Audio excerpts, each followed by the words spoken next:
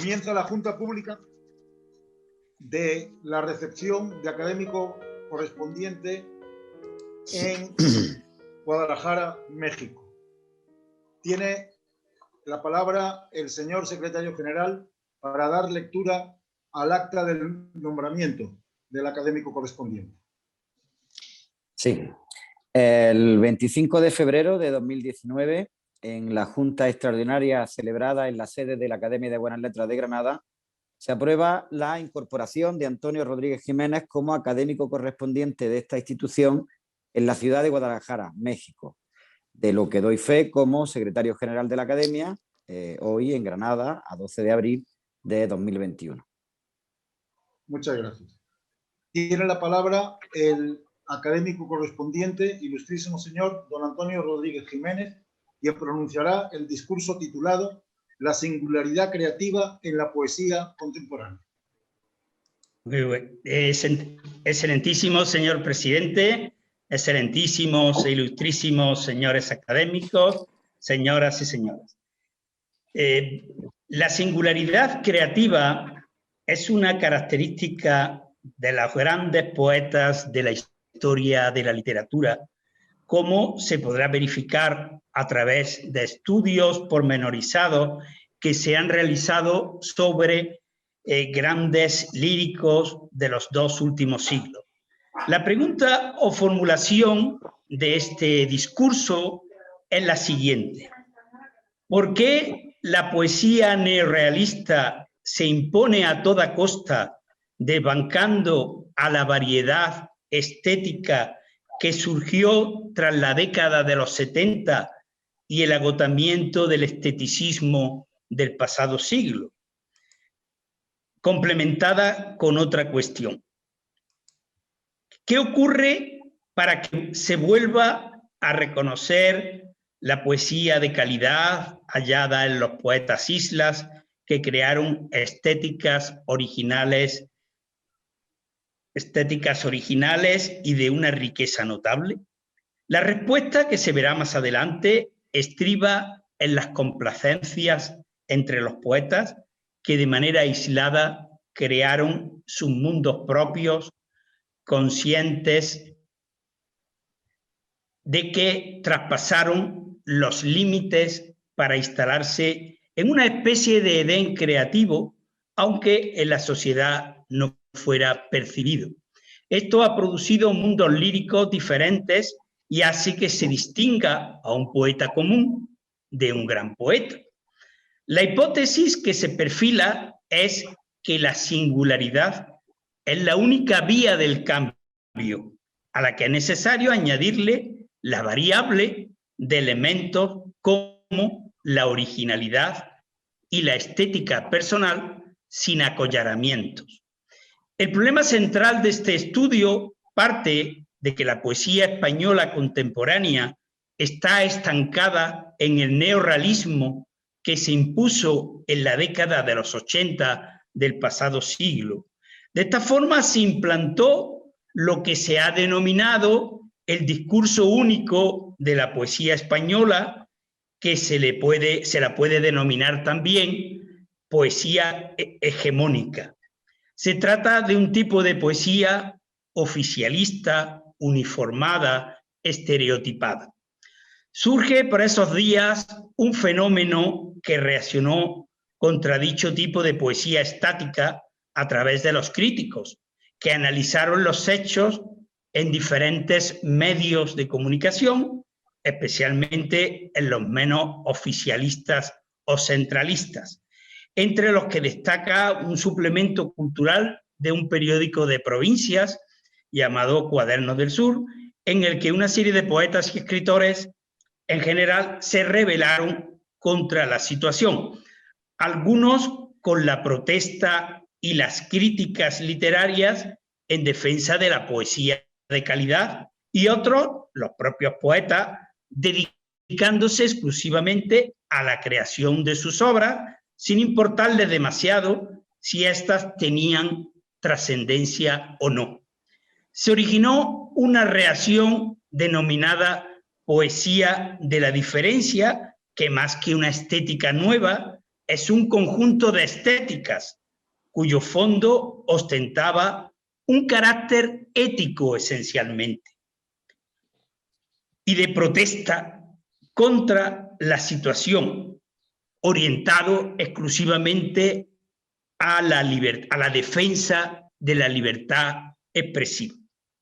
Ese movimiento de compromiso estuvo compuesto por poetas aislados que se dedicaron exclusivamente a escribir, mientras que los poetas oficiales se entregaban a los premios, a los jurados y a otros tipos de acciones. La poesía hegemónica, personalizada en el neorrealismo, presentaba un carácter estandarizado, sin aportaciones sustanciales, que remitía a un paisaje exclusivamente urbano, con modos culturales aceptados y una corrección igualitaria. El movimiento que surge y que es objeto de estudio en este discurso, el diferencial, iba en contra de la sequedad de la mímesis. Entre los objetivos de este humilde ensayo figuran el demostrar cómo el analizar las peculiaridades de los poetas diferenciales primero y los singulares después se convierten en un valor de calidad que cuestiona el contenido del discurso de los poetas hegemónicos. En definitiva, son una apuesta arriesgada y una provocación. La diferencia, pues, es un punto de partida que, a pesar de que han transcurrido ya varias décadas desde que surgió, continúa explicando que la situación de la poesía contemporánea es un volver a escribir lo mismo sobre lo mismo. La diferencia creativa presenta un signo de ruptura y se convierte en una seña de identidad, pero sobre todo posee un aliento esperanzador frente a la poesía del repertorio institucionalizado. La realización de un tipo de investigación como la presente posee una trascendencia muy importante, tanto en lo referente a su valor teórico como social y académico, ya que se intenta clarificar una dudosa calidad e inicia una búsqueda de nuevos enfoques para la comprensión de la poesía actual. La poesía española de las últimas décadas ha transitado por la solemnización de productos realmente vacíos, sin jugo, sin alma, gracias a la intervención de algunos críticos y editores. También jugaron un papel importante las instituciones, que observaron con alegría que los poetas hegemónicos se desenvolvían en posiciones que no solo no eran molestos para el poder, sino que en cierta forma lo favorecían. Hoy, después de tantos años de vacío creativo a la vista, se ha llegado al grado cero de la teoría, tras desvanecerse las ilusiones que quedaron privadas de toda magia, no solo en lo referente a la obra y al autor, sino también en lo que atañe a los críticos y a las instituciones, desgastadas de procurar un consumo notable en prebendas y concursos literarios en todo el orbe hispano, sin excepción. Se logró, pues, una poesía hegemónica sin teoría, como subraya Pedro Rodríguez Pacheco en el año 2015 en un libro interesantísimo, lo que neutralizaba toda revolución, según el eslogan marxista que decía que sin teoría ninguna institución. Por eso, el realismo exacerbado actual pretende precisamente mostrar lo que existe sin ninguna medición teórica. La hegemonía de lo que se ha denominado poesía figurativa trató de eliminar a la poesía singular, privándola de toda mediación conceptual, de esencia, de ideas, convirtiéndola en algo independiente del pensamiento. Se trata, pues, de la hegemonía de un realismo extremo aplicable a todas las artes actuales, incluso a la novela, a pesar de que los narradores en aquella época y algunos críticos se empeñaron en decir que la narrativa vivía un gran esplendor, cuando realmente transitaba por la falta de imaginación y de aportación de ideas frescas que tuvieran la capacidad suficiente de transformarla y mejorarla. Bien, Mario Perniola, en su libro titulado El arte y su sombra, se refiere a algo que él llama ideocia, que debe entenderse como lo estúpido y poseído de sinrazón. Lo real, pues, según Perniola, sería idiota. Precisamente porque no existe, más que por sí mismo y es incapaz de aparecer de otro modo que en el que está. Lo real tiene un carácter pétreo y rugoso que es incapaz de reflejarse, de duplicarse, de redoblarse en una imagen especular. Poetas redoblados los hubo siempre, como ustedes saben, pero tan persistentes y testarudos como algunos de los hegemónicos actuales, no tiene parangón en la historia literaria de la poesía española. Algunos de estos poetas, que ignoran la originalidad y la capacidad creativa, despreciándola, insiste en esa especie de esplendor del realismo actual, ese realismo extremo que ha dado lugar a imágenes dotadas de un gran impacto emocional que termina en una especie de provocación. Si el arte, como explica Perniola, tiende a disolverse en la moda, al final logra que ésta se convierta en un espectáculo generalizado. Se llega hasta el extremo de que ese ámbito de lo real se toma de lo imaginario, del reino de la ilusión, del espejismo, incluso del narcisismo. Frente a una poesía superficial, inane, que expresa experiencias relacionadas con la obviedad realista, surge una estética diferencial que está conectada con el sentir, en torno a la cual se desarrolla una sobresaliente corriente de la filosofía contemporánea. Un ejemplo histórico de carácter diferencial y de clara singularidad es el que reivindica Juan Ramón Jiménez, que se revela a lo largo de su trayectoria contra la mediocridad y el mal gusto. Él es consciente de que desea ser un gran poeta y para ello debe profundizar en su poesía para alcanzar aquella meta apuntada por Verlaine. El poeta, bueno, Verlaine dice el arte debe ser absolutamente uno mismo. No hay otra salida. No existe otra manera de vivir que la búsqueda incansable de la voz propia y creativa.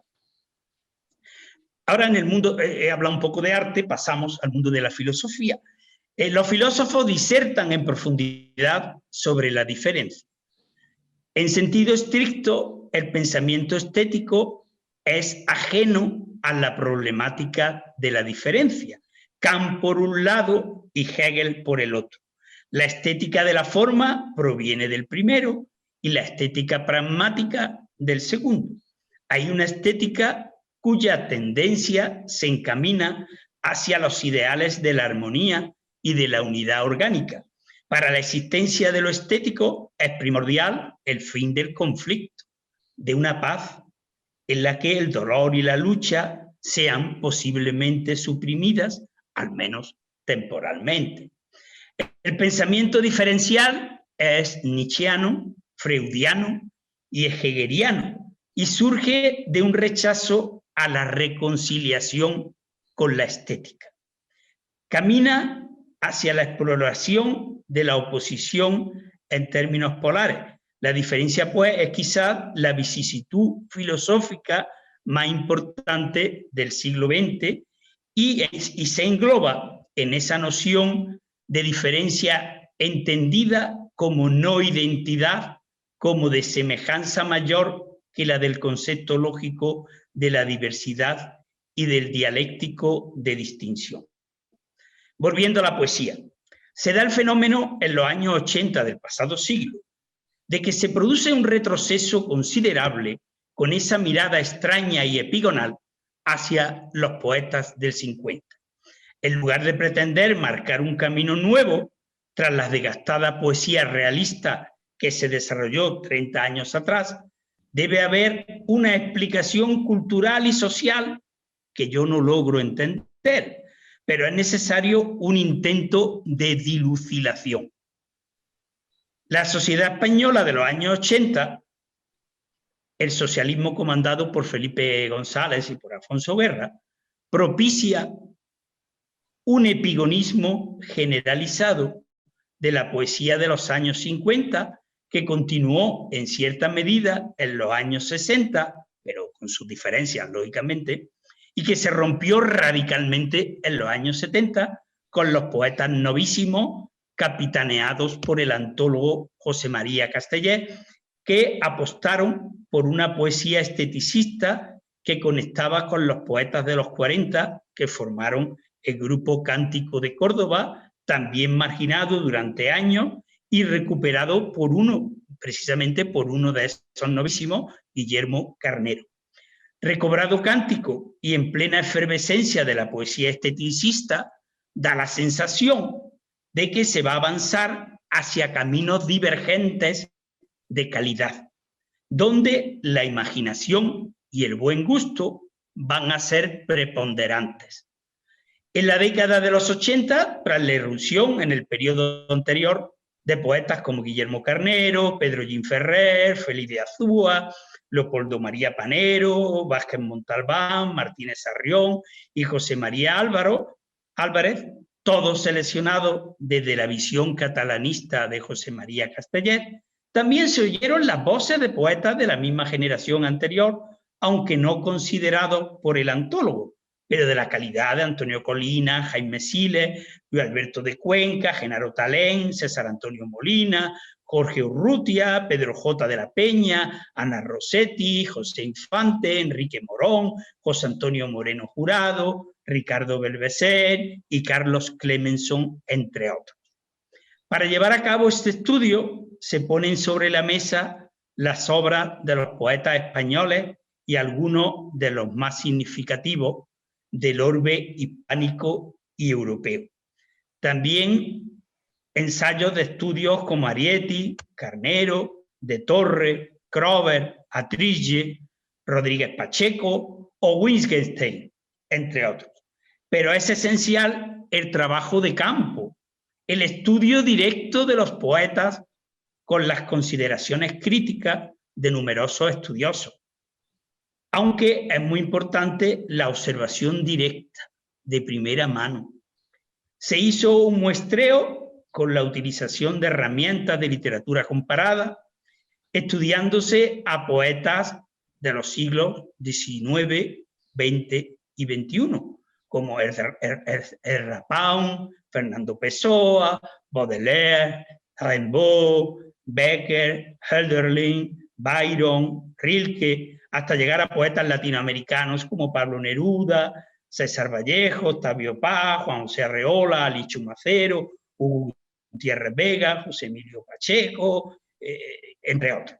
Igualmente se estudiaron también destacados poetas españoles como Vicente Alexandre, Rafael Alberti, Gerardo Diego, Jorge Guillén, Juan Eduardo Sirlot, José Antonio Muñoz Rojas, Concha Lagos, Carlos Edmundo de Ori y muchos otros, en un intento de mostrar la singularidad de estos poetas, cuyos antecedentes se hallan en otros líricos de la talla de Homero, Dante, Petrarca, Shakespeare o Góngora. Se utiliza otra herramienta básica que se denomina, ya la mencioné anteriormente, Cuadernos del Sur, definido más arriba y que es un suplemento cultural que se desarrolló entre 1986 y 2009 y caracterizado por su objetividad. El periodo de duración de este estudio se acota entre 1980 y 2020. Las técnicas utilizadas se fundamentan en la lectura sistemática de numerosos poetas, acompañadas a veces de estudios críticos y otras de una elaboración lo más objetiva posible de lecturas realizadas sobre ellos para determinar su calidad. Revistas especializadas, suplementos de categoría aprobada y bibliografía en general han sido los elementos metodológicos para la investigación. Son escasos los estudios críticos hallados para abordar el tema, de ahí que el trabajo de campo sea tan esencial en esta investigación. No obstante, se señalan títulos como La otra mirada, de Rodríguez Pacheco, Elogio de la diferencia, Antología consultada de poetas no clónicos, La sociedad secreta de los poetas, Estéticas diferenciales de la poesía española contemporánea, De lo imposible a lo verdadero, de Garrido. Hay algunos más, pero sería prolijo enumerarlos todos. La crítica literaria era el tema esencial y Cuadernos del Sur irradiaba la idea de que ésta tenía aún vigencia a pesar de que en esos momentos afloraba la crisis y su cuestionamiento, como demuestran los diversos debates que se desarrollaron en aquellos años. El suplemento aunaba tanto aspectos puramente críticos como comunicativos, ya que se abordaban los asuntos desde un punto de vista científico en el rigor y lo académico, y en un medio de comunicación público como es un periódico. Se trataba de una publicación cuyo mérito y acrisolado esfuerzo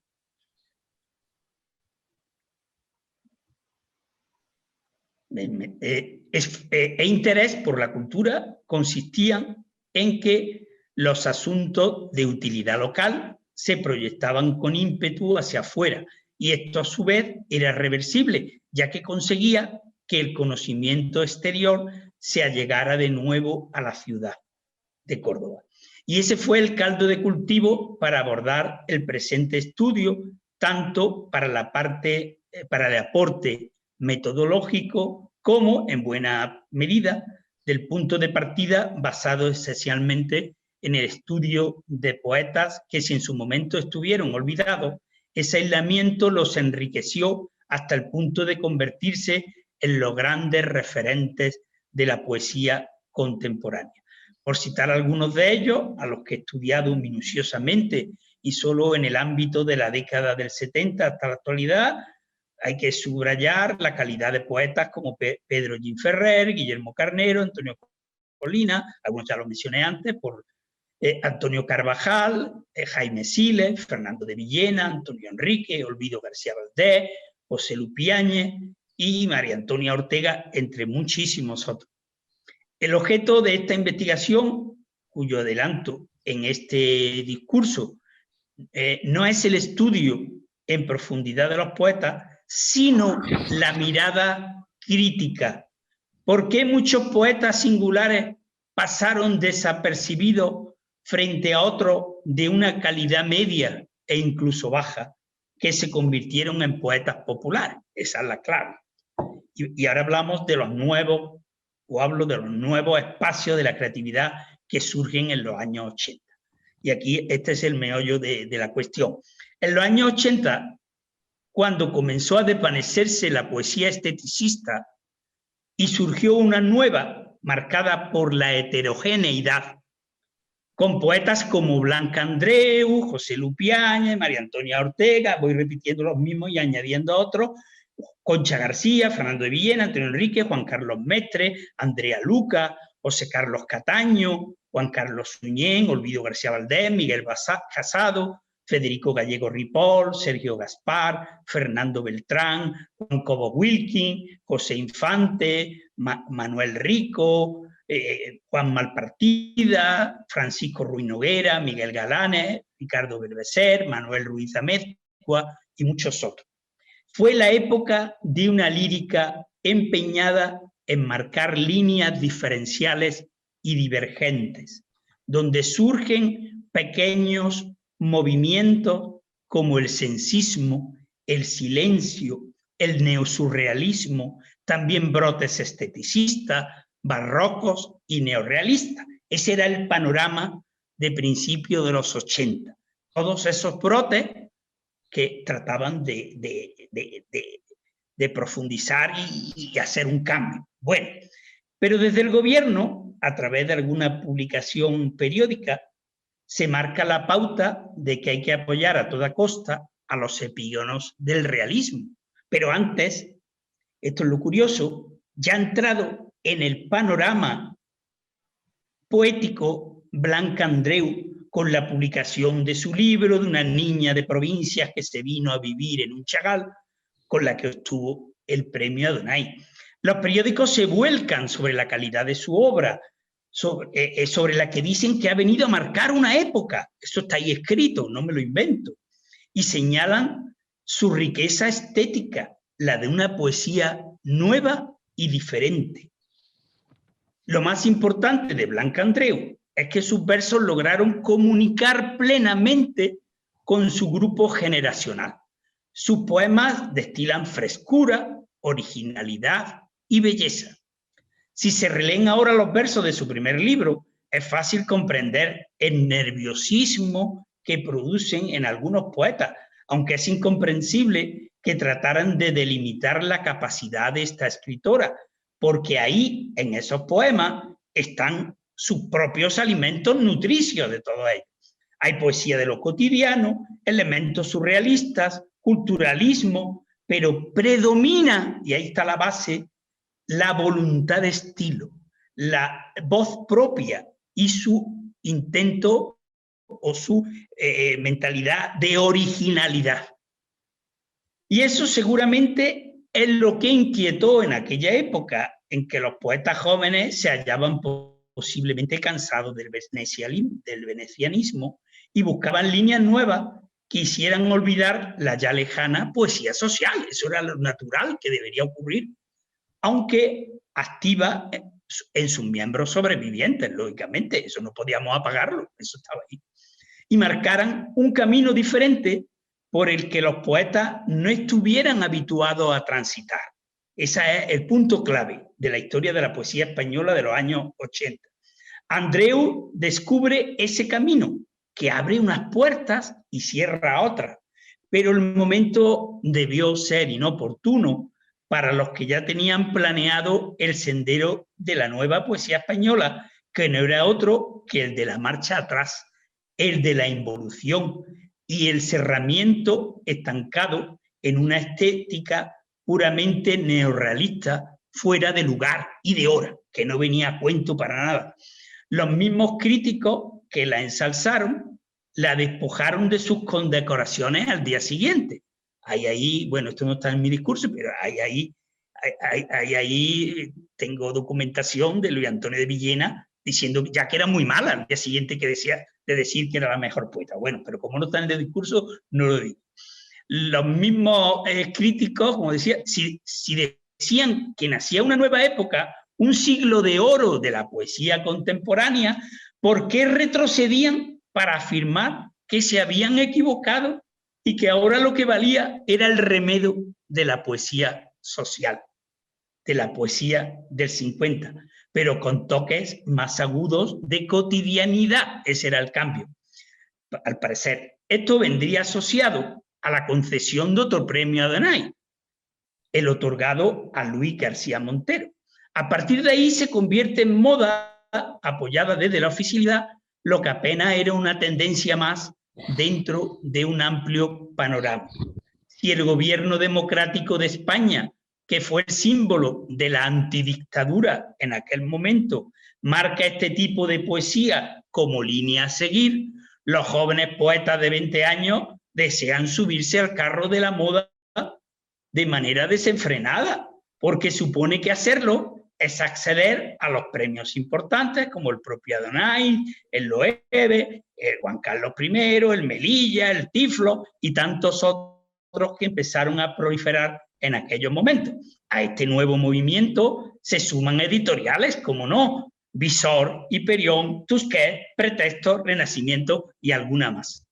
Lo anterior, entonces, rompe de una manera muy fuerte, rompe el equilibrio estético de las fuerzas poéticas y rápidamente surge la consigna. El que no escriba a la manera neorrealista, luego llamada por algunos críticos poesía figurativa, dejémoslo ahí, no publica, no tiene premio, no aparece en los periódicos nacionales. Varios críticos también se suman a la moda, y tengo que decir sus nombres: Luis Antonio de Villena, José Luis García Martín, Víctor García de la Concha, Miguel García Posada, Rafael Conte y otros más. Así que los antólogos, que son los mismos críticos antes mencionados, aunque a veces disientan con el sistema y siempre ceden terreno en nombre, entre comillas, de la calidad poética. Una calidad tan dudosa como creíble. Los neorrealistas se apoderan del control y condenan al olvido al resto de los creadores. Ahí tienen a grandes poetas como Rafael Guillén, que se olvida totalmente, siendo de la misma generación que otros. Bueno, no quiero sacar nombres que no están en mi discurso, pero así funciona el asunto. Bueno, ¿qué pasó con los otros poetas, aquellos que en los años 80 y 90 publicaron muchísimo y que actualmente casi no se les oye? Formaban parte de aquellos grupos de poder. Sencillamente se individualizaron. Tras diluirse los grupos, desaparecieron como colectivos y cada uno se abrió camino en la difícil senda de la independencia y la particularidad. Una atmósfera fantasmal y brumosa ocultó el panorama poético español a lo largo de décadas. En el tiempo reciente, la condición para que un creador pudiera manifestarse a través de los medios adecuados debía ser permanecer en silencio la mayor parte del tiempo. Si lo hacía y su línea creativa estaba en consonancia con su discreción y con los gustos difusos de los portadores de la oficialidad, podía acceder a publicar tímidamente en algunos de los lugares que tenían eco en la prensa. Roland Barthes escribe que la obra hay que liberarla de su aspecto ideológico, mientras que ésta sea considerada simplemente como portadora de un significado histórico, político, cultural o psicológico, se concebirá en su identidad como producto dotado de unidad lógica y moral. Lo que hace Barthes es el establecimiento de un nexo entre el placer y la obra literaria, y así pasa tanto el placer como la obra de la lógica de la identidad a la experiencia de la diferencia. Más allá del placer descubre el goce y más allá de la obra descubre el texto. Se trata, pues, del ingreso de la obra en la problemática de la diferencia que resquebraja su perfección objetual.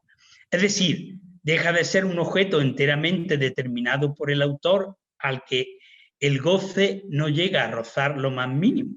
Aún así, el lector prosigue la actividad creativa del autor en un proceso sin límite. A lo largo de los últimos años, el que suscribe estas líneas ha realizado numerosos antecedentes de investigación sobre diferentes aspectos de la poesía contemporánea y ahora inicia una nueva ventana de exploración para tratar de aplicar ideas novedosas sobre la lírica actual. Como se dijo al principio, se asiste a la banalización del arte en general, pero de la poesía en particular. La poesía está a la sombra de todo, es el escalafón, en el escalafón de la cultura, es el peldaño más bajo, aunque sea, y todos lo sabemos, el más alto. Ahí radica su paradoja. El oficio de poeta está relacionado con algo invisible que nace de la necesidad, a veces moral, pues es la naturaleza de su origen quien la juzga, como dejó escrito Rilke en sus cartas a un joven poeta. Aquella poesía neorrealista, volvemos atrás, se impuso por voluntad política, por inmiscuirse el poder político en el arte, en la poesía. Tras el periodo de dictadura en España, la transición da lugar a la democracia y esta, representada por el pueblo, impone un tipo de poesía que ya estoy un poco haciendo un resumen, en los años 50, en plena dictadura, que es la poesía social, y de nuevo se busca un tipo de poesía fácil de entender, que no suponga esfuerzo, señores, que no suponga esfuerzo, y se impone el neorrealismo como elementos de cotidianidad. Pero la poesía de calidad vuelve a su lugar paulatinamente, aunque ni siquiera en la actualidad se haya restaurado la libertad creativa, las distintas variedades estéticas que le dan riqueza a la cultura de un pueblo. Las conclusiones en este breve estudio poseen un carácter provisional, aunque el conocimiento de la materia y los estudios realizados adelantan algunos elementos conclusivos que se esbozan a continuación. El poeta verdadero debe buscar remedios a la banalización de la poesía, debe revalorizar el discurso poético, debe convertirlo en enjundioso, musical, original, sagrado, como lo fue siempre. La poesía es magia, tiene altura, aporta riqueza al conocimiento humano y emana de ella la forma sagrada de la esencialidad. Eso al menos es lo que han buscado siempre los poetas auténticos, singulares y diferenciales. Se enfrentaron a la falsa solemnización de un producto que, a través de la intervención del crítico y de su inserción en las instituciones culturales, devaluaba la grandeza de la poesía clásica y de la lírica de siempre. Se ha producido en las últimas décadas una involución, es decir, la inmersión en la negación de la creatividad y de la originalidad poética. Si se ha conocido la diferencia como una postura ética, ahora podría ser el momento, aunque yo no estoy muy de acuerdo, pero algunos lo han comentado, de plantearla, bueno, esta parte sí estoy de acuerdo, porque lo es, plantearla como un conjunto de estéticas nuevas, donde aparecen construcciones comunes.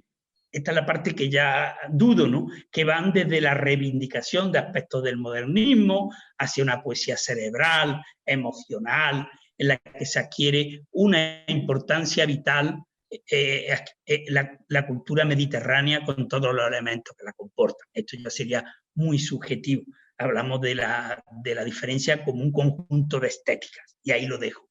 El mejor modo de devolver las fuerzas propias a la poesía y resituarla en el lugar que por derecho propio le correspondía, consistía en defenderla, lo digo y lo repito, de la banalización y de la divulgación banalizadora y simplificadora. Se había vuelto imprescindible crear determinados instrumentos para conseguir ese objetivo. La poesía de la esencialidad y de la autenticidad, en la que se ofrece un mínimo acercamiento en estas líneas, forma parte de una especie de milagro de algo que no se deja definir, aunque nadie ignora que existe, que es y tiene la capacidad de transformar a los lectores. La poesía ofrece la virtud de elevar o hundir a un lector, pero sobre todo posee la facultad de deslumbrar a quien la lee y también de arrancar a todos de la realidad del mundo para impregnarlo de sus sueños.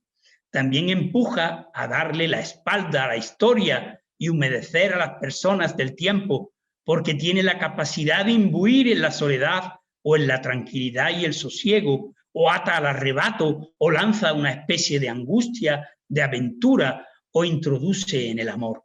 Todo lo anterior que se ha leído en este discurso de ingreso en esta prestigiosa institución forma parte de la formulación de la poesía auténtica y esencial.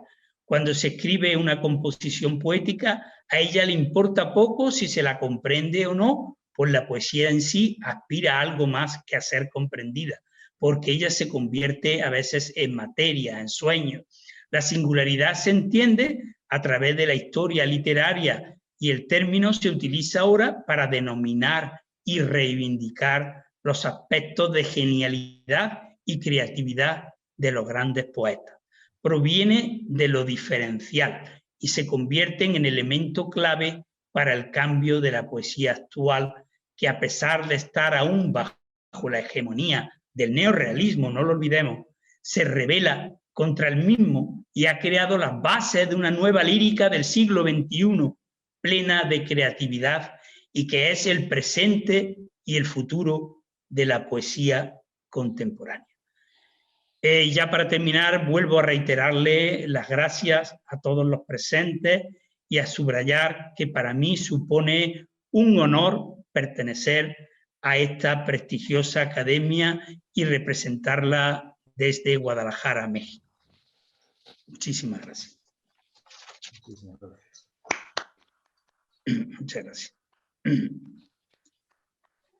Procedo a hacer la promesa formal. Yo, Antonio Rodríguez Jiménez, prometo respetar, cumplir y hacer cumplir los estatutos, reglamentos y protocolo de la Academia de Buenas Letras de Granada, institución a la que pertenezco como académico correspondiente en Guadalajara, México. Lo que firmo y rubrico a 12 de abril de 2021, día de la lectura de mi discurso de recepción en la Academia de Buenas Letras de Granada. Muchísimas gracias. Si así es, que se te premie, y si no, que se te demande. Y bienvenido a la Academia. Enhorabuena. Muchas gracias. Muchas gracias. Tiene la palabra para dar la contestación el ilustrísimo señor don Antonio Enrique. Excelentísimo señor presidente, excelentísimos e ilustrísimos señores académicos, señoras y señores. En 1979, Antonio Rodríguez Jiménez publicaba su libro primero de poesía, Adagio a una noche de arcanos y de fuego, como título que lo insertaba en una órbita culturalista que anunciaba sus últimos resplandores. Contaba a la sazón los 23 de su edad y era un joven decidido, inquieto, proveniente de Córdoba y estudiante de letras, poco antes de iniciar periodismo. Tuve yo la fortuna de conocerlo por entonces, con ocasión de integrar con Ángel García López el jurado que 2 años después le otorgaba en Jerez de la Frontera la distinción del premio Manuel Ríos Ruiz a su tercer poemario, El sueño de los cuerpos. Y desde entonces nuestros caminos anduvieron al unísono, especialmente en la aventura del mejor suplemento cultural andaluz, Cuadernos del Sur, de Diario Córdoba, que durante 23 años coordinó nuestro autor, abriéndose a todas las tendencias, con una profesionalidad y dedicación encomiables, mas luego, así también y simultáneamente, en todos los entresijos y afanes que dieron origen a las estéticas de la diferencia. Ahora, pasados 40 años de aquella primera impresión de su primer libro, aquel joven diligente y capaz dio a la estampa casi medio centenar de títulos entre poesía, novela y ensayo, siendo innumerables las iniciativas en pro de la divulgación de la literatura, desde colecciones, como fueron los Cuadernos de Sandua, con unas 170 entregas, al ciclo Viana de poesía, con numerosas lecturas en los jardines del palacio del mismo nombre, desde espacios televisivos de libros a antologías temáticas.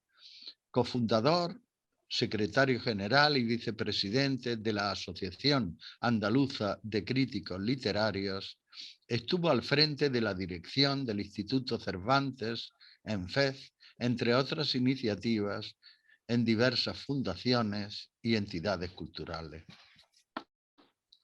Y sin embargo, es a la explicación de lo que fue y sigue siendo la diferencia a lo que ha dedicado más estudio y perseverancia. Propone Rodríguez Jiménez que lo que aquello fuera ha de ver con la defensa en pleno neorrealismo cuando surgió en la década de los 80 de una poesía que propugnaba la libertad de creación. Tan escuetamente esto en aquel atosigamiento de poesía repetitiva y mimética frente a cualquier otra consideración extraliteraria.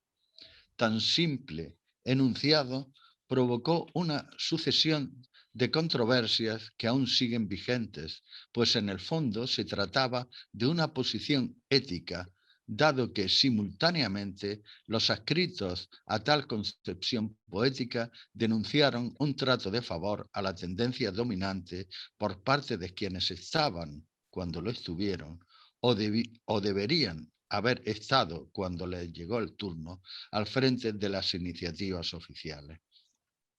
El juego limpio no pudo ser en aquella ocasión y los impulsores de la diferencia siguieron en el mismo afán durante décadas.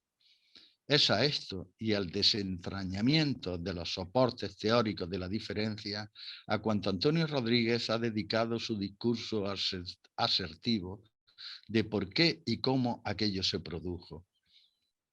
La individualidad poética, la intraferencia personal de la voz literaria, constituyó la fuerza rectora de aquella opción que aunaba las más diversas perspectivas en un mismo afán de desmarcamiento, tal como había propugnado hacía un siglo el aforismo berleniano, el arte es ser absolutamente uno mismo. A ellos se entregaron quienes apostaron y defendieron esta manera de situarse ante el fenómeno creativo. Se trataba, como se va viendo, de un credo estético inmune a las presiones ideológicas e impermeable a toda moda extemporánea.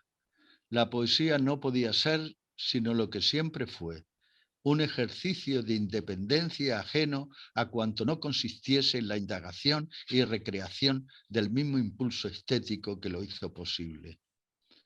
Antonio Rodríguez, así, efectuaba en su discurso un rastreo riguroso y dilucidador recuento de la diferencia en sus ya 3 décadas de ejercitación, apoyando su tesis originadora en pensadores y críticos que enunciaron sus precedentes, tales como Roland Barthes o Mario Perniola. No se trataba, al fin, de excluir ninguna tendencia, sino más bien defender lo que no fuera la hegemónica, que era homologadora y nos pareció desesperantemente plana, sin misterio ni esplendor. Si surgió la polémica y bien enfrentada que estuvo durante muchos años, fue porque, comillas, cogió de paso, cierre comillas, como quien dice, a nosotros nos bastaba con que se nos dejase en paz y que no se nos obstruyese por motivos espurios ajenos a la literatura, el afán creativo de cada cual. Y uno de los ejemplos más palmarios de cuanto venimos diciendo lo ilustra la propia obra poética de Antonio Rodríguez Jiménez. De ella, Pedro Rodríguez Pacheco, mentor y uno de los más señeros estudiosos y antólogos de la diferencia, taxativamente ha dicho que, comillas, no estaba dispuesto a hipotecar su futuro poético ni rendir pleitesía a nada que no fuera su propia creatividad, la que ambicionaba distinta, vital, visionaria, lejos de la sinopsis plana de un realismo acartonado e ineficiente, su ser o esencia poética en expansión, su rebelión, su transgresión heterodoxa, su vitalismo, sus provocaciones estéticas, cierre de comillas. Y modestamente yo, porque tuve la oportunidad de asistir desde primera hora al nacimiento de su obra y acompañarlo en la ejecución de su veintena de poemarios, estoy por afirmar que, en mi opinión, lo que más lo define es su potencia de lenguaje, una fuerza tal que lo distorsiona en ocasiones, descuadrando, pero no alterando su hilación, la sintaxis por la propia expresividad centrífuga y expansiva, encardinándolo hacia lo visionario, más allá de lo sensorial. Incide en una poesía arrasadora e inquietante. Una pulsión incontenible la toca de gracia y el impulso la domina difuminando sus límites espaciotemporales. El amor todo lo arrasa y el desamor siempre acecha. Las gentes deshumanizadas de las ciudades entre dos siglos asedian siempre como un rumor de fondo. Sus desamparos, sus desgarros, sus desgracias vibran y espejean desde su oceánico horizonte la curvatura de su espacio literario y vital. Con el tiempo hay que decir que esta diferencia fue asentándose y robusteciendo en las voces que las hicieron posibles desde primera hora. Ricardo Belveser, Manuel Jurado López, María Antonia Ortega, José Lupiáñez, Pedro de la Peña, Fernando de Villena, Rodríguez Pacheco, Concha García, el propio Rodríguez Jiménez. Muchos años ya desde que en una conversación telefónica entre ambos, él y yo, nos surgió la denominación de diferencia en la cauda del libro Elogio de la diferencia, el complejo de Procusto del disidente soviético Vladimir Volkov.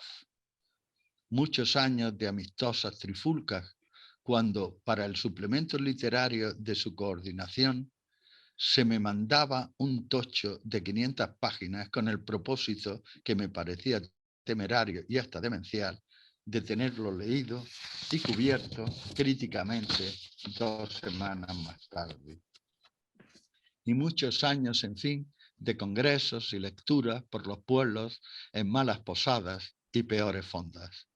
Una vida por entero dedicada a la lectura y escritura. Bienvenido a esta casa, Antonio, que te honra y nos honra con tu presencia. Muchas gracias. Muchas gracias a ti.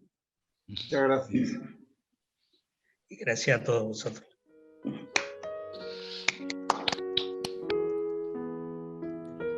Se levanta la sesión.